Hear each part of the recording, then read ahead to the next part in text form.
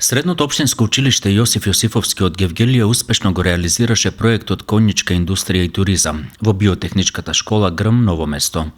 Проектот Конјичка индустрија и туризам опфати мобилност на практична обука на 22 ученика од 2 и 3 година на хотелско-туристичката струка, образовен профил хотелско-туристички техничар во биотехничката школа ГРМ во Ново место, Словенија.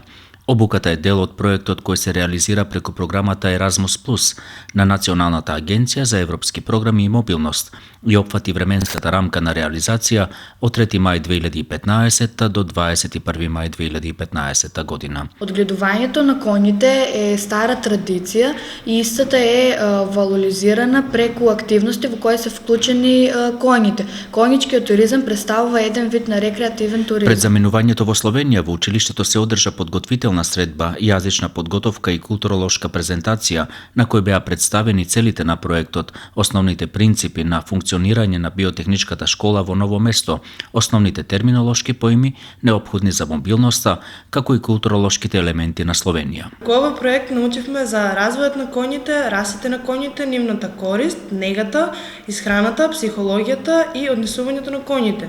Имавме практична примена на грижа на хигиена на коњите, начинот на оседлување на конј, јавање, негата на коњите, возење на кочија и друго. Исто така учествувавме и во работилници за осмислување на туристички производ во кој беа вклучени коњите како понуда, например возење со кочија, јавање и психотерапија со коњи. Стекнатото знаење го применивме преку дисеминации на туристичките локации Галичник со помош на Конјичкото друштво Бистра и исто така уште една дисеминација на туристичкиот комплекс Бела вода, кој се наоѓа во близина на Берово. Изработивме и неколку туристички аранжмани во кои беа како понуда беа вклучени и коњите и активности поврзани со коњите.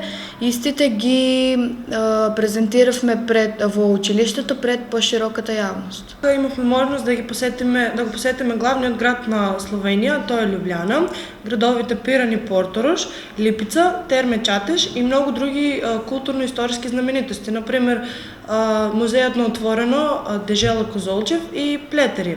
Во Липица имавме можност да го преследиме настапот на Далеко